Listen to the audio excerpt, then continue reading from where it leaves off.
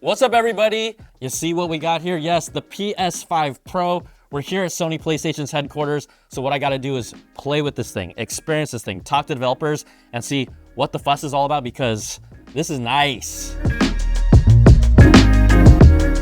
Let's talk about the design first, all right? This is what you see.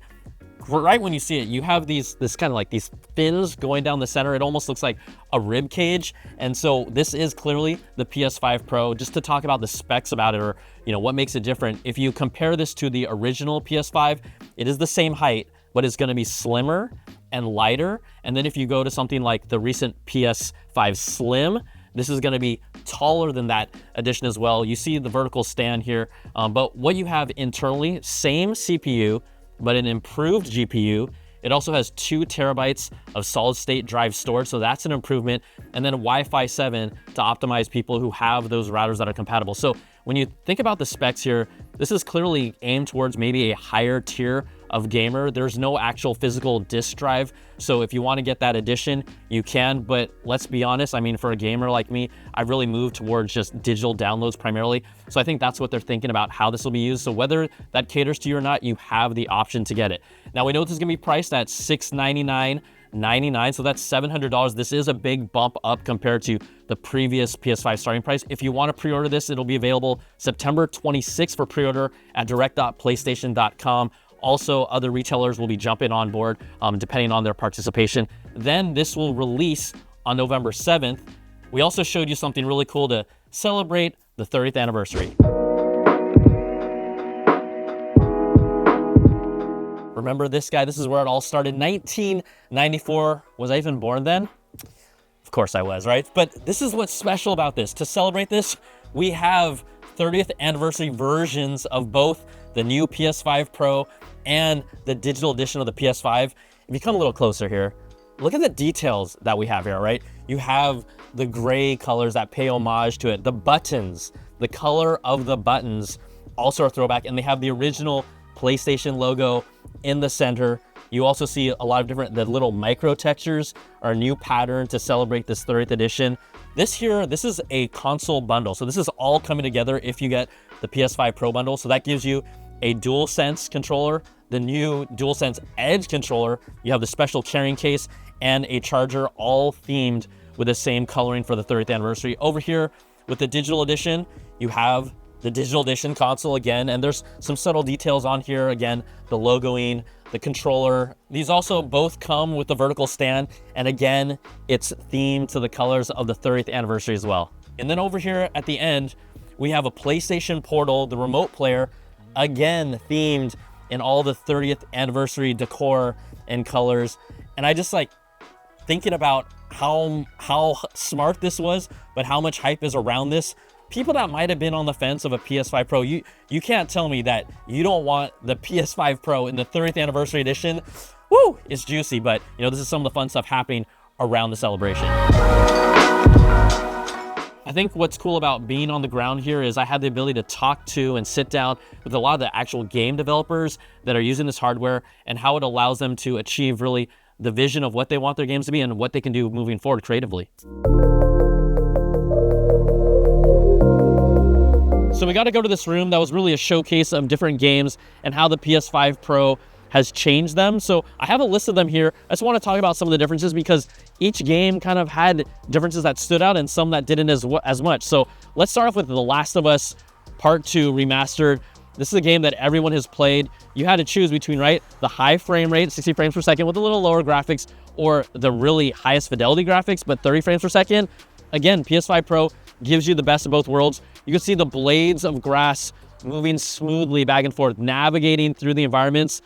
When you feel how buttery smooth it is, it does make a difference. And they're looking at the landscape and seeing what it looked like.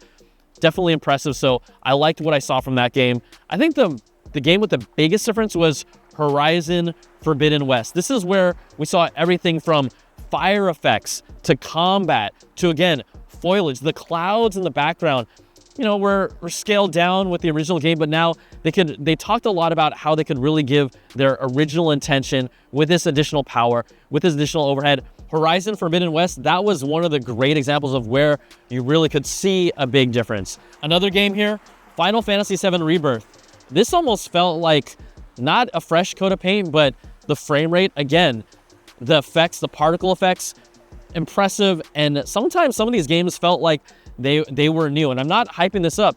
Again, outside of these walls, everyone's saying, oh, how much difference does it make? You really have to experience this. And then I think you'll understand once you go to this PS5 Pro, it's going to be hard to go back if you're willing to invest in the money. Another game we have, Hogwarts Legacy. This really focused more on ray tracing effects and lighting, reflections off of puddles, reflections off of characters, surfaces. That was really what they dug into. They weren't focused on 60 frames per second. This is a huge semi-open world game with different missions, but Hogwarts Legacy leaning into the new improved ray tracing.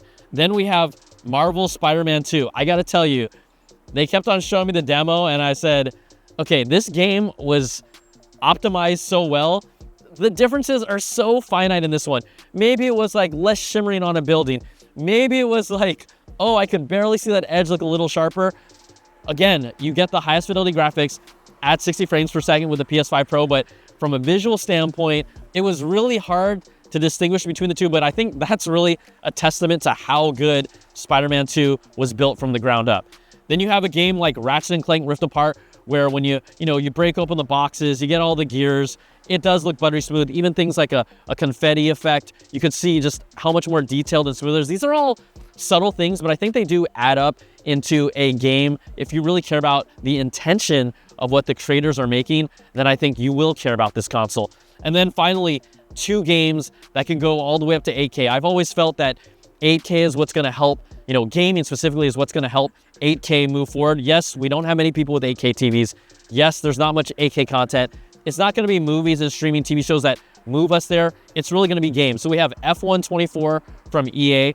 They showed off not only how they're really incorporating ray tracing effects that, to me, playing the regular game, it almost felt like a completely different game. The depth that you see, the detail, there's like a glimmer on everything that just didn't exist before. That was one of the games where you really saw a huge difference between the PS5 version and the PS5 Pro version, and then them leaning into 8K to help give you an option to go there. But I think these companies that go for 8K, they're just setting the stage right now, and they're going to take a lot of learnings from this and help push 8K gaming forward. Another title, 8K, you know what, Gran Turismo 7, GT7, you saw a lot of ray tracing effects and reflections between the cars. This was pretty wild. I would say this was probably the most photorealistic out of all the games that we saw. Again, 60 frames per second, and at an 8K resolution.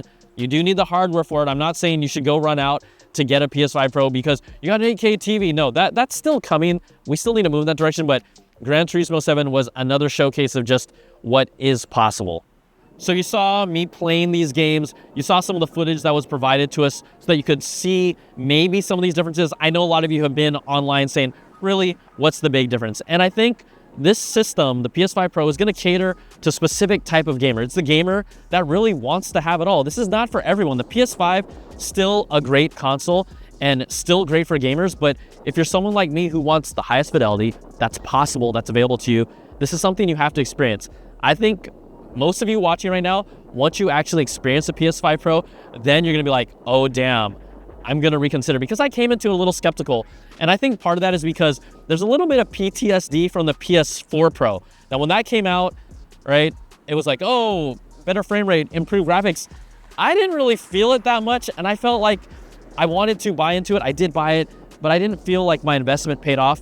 But here with the PS5 Pro, you really see examples where some of these games doesn't even feel like a fresh coat of paint. It arguably feels like, yes, it takes the game to another level, and this is what the developers want. This is what the creators want. And if you care about the ultimate vision of what these games are supposed to be, like I do, then that's what I want to play, and that's what I want to experience. So I think the PS5 Pro caters to that high-end niche gamer. Also, if you're a PC gamer, you don't need to spend thousands of dollars on a PC anymore. You could basically get this experience for $700 with your existing TV with the PS5 Pro. So that's another way to think. Instead of tweaking with the ultra settings, you just plop on your couch, turn it on, play the PS5 Pro, and boom, it's there. So at the end of the day, this comes down to, are you willing to spend $700 in addition to maybe the $500+ that you invested on your current PS5, right? I think if you're a gamer right now, even though it is a little pricier, if you care about that high fidelity, I think you've got to get a PS5 Pro, honestly.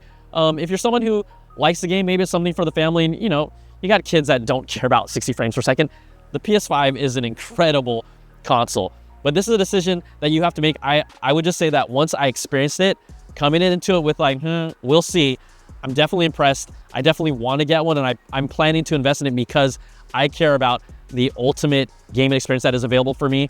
And I did invest in a PC desktop, and now that I see what's here on the PS5, I'm like, I probably just plop my butt on the couch. But that's something that you're gonna have to decide.